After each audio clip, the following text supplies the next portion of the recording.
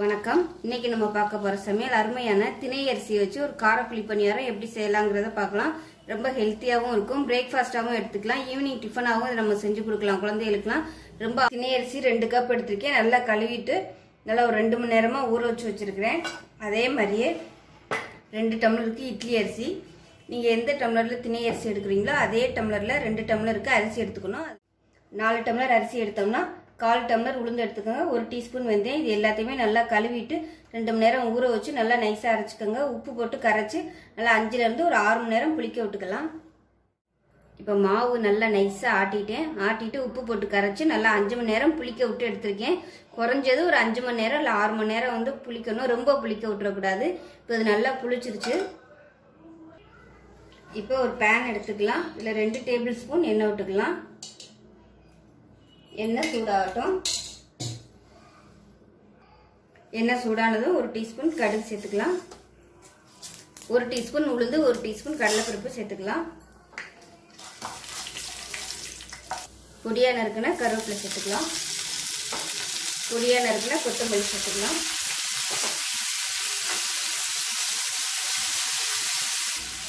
பொடியா நறுக்குன வெங்காயம் சேர்த்துக்கலாம். மீடியம் சைஸா ஒரு வெங்காயம் பொடியா நறுக்கி வச்சிருக்கேன். இப்போ இந்த வெங்காயத்துக்கு மட்டும் கொஞ்சமாக உப்பு சேர்த்துக்கலாம். மாவில் உப்பு இருக்குது, அதனால் இப்போ இந்த வெங்காயத்துக்கு மட்டும் கொஞ்சமாக உப்பு சேர்த்துருக்கேன். ஒரு 2 சிட்டிகை அளவுக்கு உப்பு சேர்த்தா போதும். இப்போ இதில் ஒரு பச்சை மிளகா பொடியாக நறுக்கினதை சேர்த்துக்கலாம். இப்போ இது எல்லாமே நல்லா வதங்கிடுச்சு, அமர்த்திடலாம். இப்போ வதக்கின வெங்காயத்தை இந்த மாவில் கொட்டிடலாம்.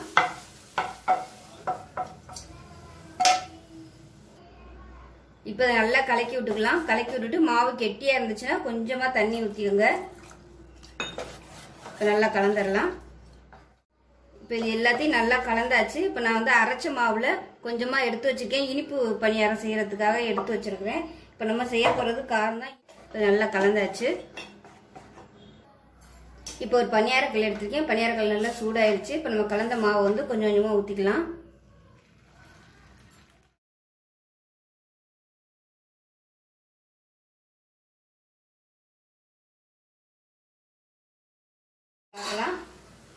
மேல் பக்கம் மாவு எல்லாமே நல்லா வெந்துருச்சு. இதை திருப்பி விட்டுறலாம்.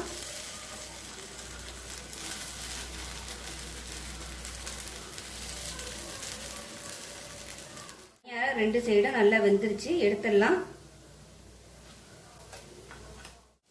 இப்போ பாருங்க, திணை குழி பணியாரம் ரொம்பவே அருமையா ரெடி ஆயிடுச்சு. நல்லா சாஃப்டா இருக்கு பாருங்க. ரொம்பவும் டேஸ்டாவும் இருக்கும். இந்த ஆரோக்கியமான சிறுதானிய குழிப்பணியாரத்தை நீங்களும் செஞ்சு பாருங்க. செஞ்சு பார்த்துட்டு எப்படி வந்துச்சுங்கிறத சொல்லுங்க. நன்றி. இனிப்பு குழிப்பணியாரம் எப்படி செய்யலாங்கிறத பார்க்கலாம். இந்த மாவு எப்படி அரைச்சேங்கிற வீடியோ வந்து முதல்ல நான் போட்டிருக்கேன்.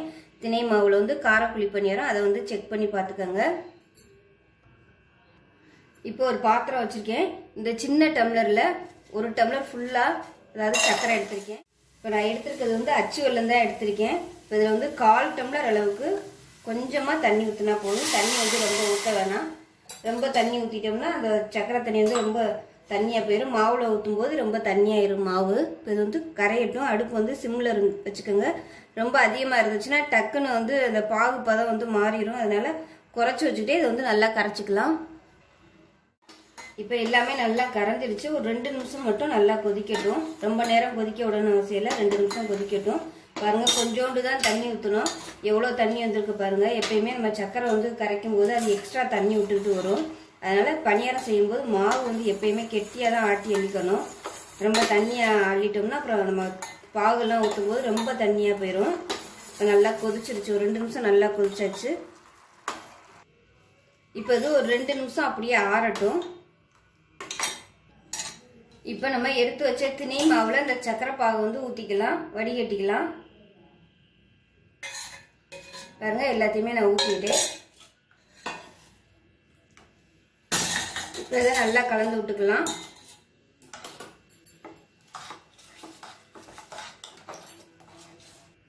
இப்போ பாருங்க, மாவு ரெடி ஆயிடுச்சு. இதில் விருப்பப்பட்டா நீங்கள் ஏலக்காய், சுக்கு, தேங்காய் இல்லை முந்திரி பருப்பு எதுனாலும் சேர்த்துக்கலாம். நான் அன்னைக்கு வந்து எதுவுமே செய்யலை. ரொம்ப சிம்பிளாக தான் பண்ணி காமிக்கிறேன். வெறும் சக்கரை மட்டும்தான் சேர்த்துருக்கேன். இப்போ நம்ம வந்து பணியாரமாக ஊற்ற ஆரம்பிச்சிடலாம். இப்போ கல் நல்லா சூடாயிருச்சு. எல்லாத்துலேயுமே எண்ணெய் விட்டுருக்கேன். நீங்கள் நெய் சேர்த்திங்கன்னா இன்னும் நல்லா வாசனையாக நல்லாயிருக்கும்.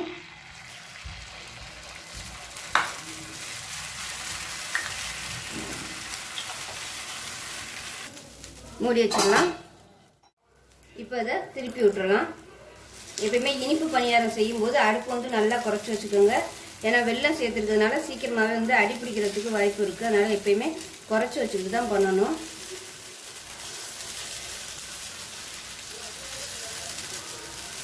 நல்ல வாசனையாகவும் இருக்கும், உடம்புக்கு வந்து ரொம்ப ஆரோக்கியமாகவும் இருக்கும்.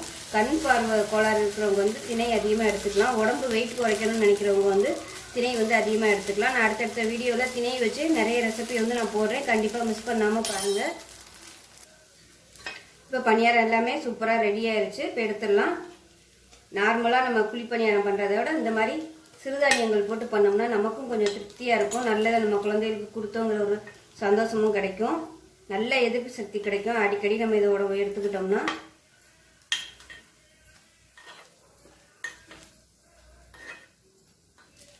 இதுக்கு வந்து சட்னி எதுவுமே தேவையில்லை, அப்படியே சாப்பிடலாம். ஈவினிங் டிஃபனாகவும் நம்ம செஞ்சு கொடுக்கலாம். இதே மாதிரியே செஞ்சு பாருங்கள். செஞ்சு பார்த்துட்டு எப்படி வந்துச்சுங்கிறத சொல்லுங்கள். நன்றி. பணியாரம் எப்படி செய்யலாங்கிறத பார்க்கலாம். பணியாரத்துக்கு என்னென்ன மெஷர்மெண்ட்டுங்கிறத பார்க்கலாம். 2 டம்ளர் அளவுக்கு கம்பு எடுத்திருக்கேன். 2 டம்ளர் கம்பு எடுத்தோம்னா 1 டம்ளருக்கு இட்லி அரிசி எடுத்திருக்கேன். 1 டம்ளர் இட்லி அரிசிக்கு 1/2 டம்ளர் உளுந்து, ஒரு 1/4 டீஸ்பூன் போல் வெந்தயம். கம்பு மட்டுமே யூஸ் பண்ணோம்னா அந்த அளவுக்கு கிறிஸ்பியாக வராது. அதுக்காக நம்ம வந்து இட்லி அரிசி சேர்க்கணும், சாஃப்டாகவும் கிறிஸ்பியாக வரதுக்காகவும். 2 டம்ளர் கம்புக்கு பார்த்தீங்கன்னா அதே டம்ளரில் 1/2 டம்ளருக்கு உளுந்து எடுத்துக்கணும். உளுந்து 1/2 டம்ளர் எடுத்தோம்னா 1/4 டீஸ்பூன் போல் வெந்தயம் ரொம்ப சேர்க்கக்கூடாது. இது எல்லாத்தையும் நல்லா ஒரு 2 மணி நேரம் ஊற வச்சுட்டு நல்லா கிரைண்டரில் போட்டு நைஸாக அரைச்சிட்டு பார்க்கலாம்.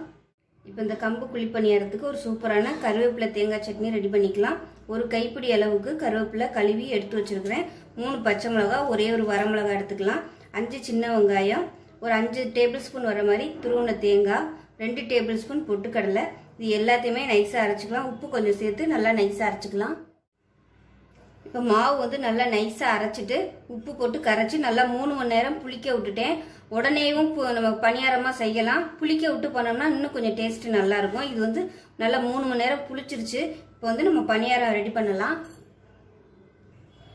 இப்போ ஒரு பேன் எடுத்துக்கலாம். இதில் வந்து 2 டேபிள் ஸ்பூன் எண்ணெய் விட்டுக்கலாம்.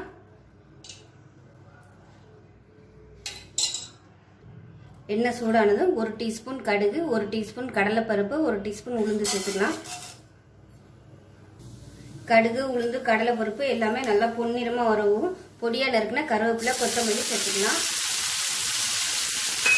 அதோட மீடியம் சைஸாக ஒரு பெரிய வெங்காயம் நல்லா பொடியாக நறுக்கி வச்சுருக்கேன், அதையும் சேர்த்துக்கலாம்.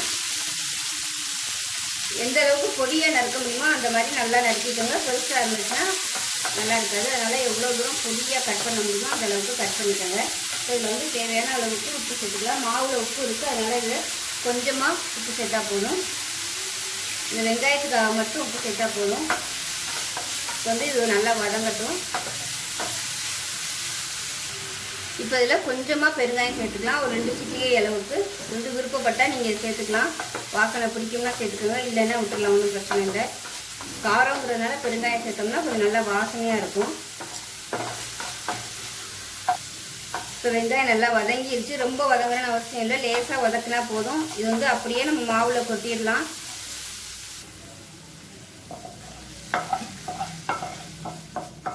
இப்போ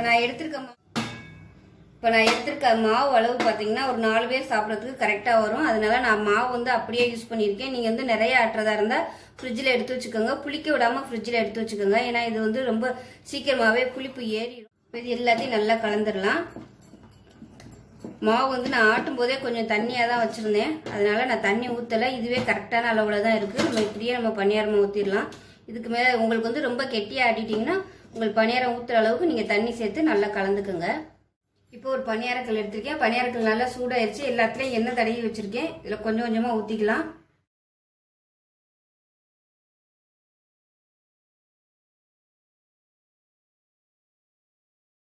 இப்போ இதை மூடி வச்சிடலாம். இப்போ பணியாரம் ஓரளவுக்கு மேலே அப்படியெல்லாம் வெந்துருச்சு. இதை திருப்பி விட்டுக்கலாம். இப்போ எல்லாத்தையுமே திருப்பி விட்டேன். திருப்பி விட்டுட்டு ஒரு 2 நிமிஷம் அப்படியே நல்லா ரோஸ்ட் ஆகட்டும். இந்த சைடும் நல்லா ரோஸ்ட் ஆகணும். இப்படி உங்களுக்கு அடிப்பிடிக்கிற மாதிரி இருந்துச்சுன்னா லைட்டாக எண்ணெய் விட்டுக்கலாம். இந்த கம்பு புளி பணியாரம் நல்ல நோய் எதிர்ப்பு சக்தியும் கொடுக்கும். உடம்புக்கு வந்து நல்ல தெம்பு கொடுக்கும், ஸ்ட்ராங்காக வச்சுக்கும் உடம்ப. ரொம்ப ஆரோக்கியமாக இருக்கும். நார்மலாக நம்ம பணியாரம் பண்ணுறத விட இந்த மாதிரி செய்யலாம். ஈவினிங் ஸ்நாக்ஸாக கொடுக்கலாம், இல்லை காலையில் பிரேக்ஃபாஸ்ட்டு கூட இந்த மாதிரி ஹெல்த்தியாக செஞ்சு சாப்பிடலாம். ரொம்பவும் டேஸ்ட்டாகவும் இருக்கும். வாரத்தில் ஒரு நாளாவது இந்த மாதிரி கம்பு எடுத்துக்கிறது வந்து ரொம்ப நல்லது. கம்பு, கேப்பையிலையும் குழிப்பணியாரம் பண்ணலாம், ரொம்பவே சூப்பராக இருக்கும். இப்போ இது ரெடி ஆயிடுச்சு, எடுத்துடலாம். நல்ல வாசமாக இருக்குது இந்த கம்போட வாசனை. பாருங்கள், நல்லா கிறிஸ்பியாக மொறு மொறுன்னு சூப்பராக ரெடி ஆயிடுச்சு. இது எல்லாத்தையும் எடுத்துடலாம். அடுப்பு வந்து எப்பயுமே குறைச்சி வச்சுக்கோங்க, ரொம்ப ஹை ஃப்ளேமில் வைக்க வேணாம். இதே மாதிரியே எல்லாத்தையும் நம்ம ஊற்றி எடுத்துக்கலாம்.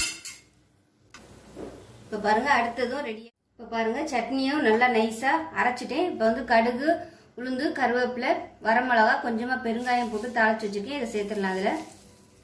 அவ்வளோதான், அருமையான கருவேப்பிலை சட்னியும் ரெடி ஆயிடுச்சு. இப்போ பாருங்க, அருமையான கம்பு குழிப்பணியாரமும் சூப்பரான கருவேப்பிலை தேங்காய் சட்னியும் ரெடி ஆயிடுச்சு. நான் வந்து இந்த கம்பு குழிப்பணியாரத்தில் பச்சை மிளகாய் யூஸ் பண்ணல. நீங்கள் உங்களுக்கு பிடிக்கும்னா நீங்கள் யூஸ் பண்ணிக்கோங்க. குழந்தைகள் இருக்கிறதுனால நான் பச்சை மிளகாய் யூஸ் பண்ணல. சட்னி வந்து காரமாக வச்சிருக்கனால இதில் வந்து நான் பச்சை மிளகாய் யூஸ் பண்ணல. நீங்கள் விருப்பம் இருந்தால் தாளிக்கையில் பச்சை மிளகாய் சேர்த்துக்கலாம். ஸோ இது மாதிரி ஹெல்த்தியான கம்பு குழிப்பணியாரத்தை நீங்களும் செஞ்சு பாருங்கள். செஞ்சு பார்த்துட்டு எப்படி வந்துச்சுங்கிறத சொல்லுங்கள். நன்றி.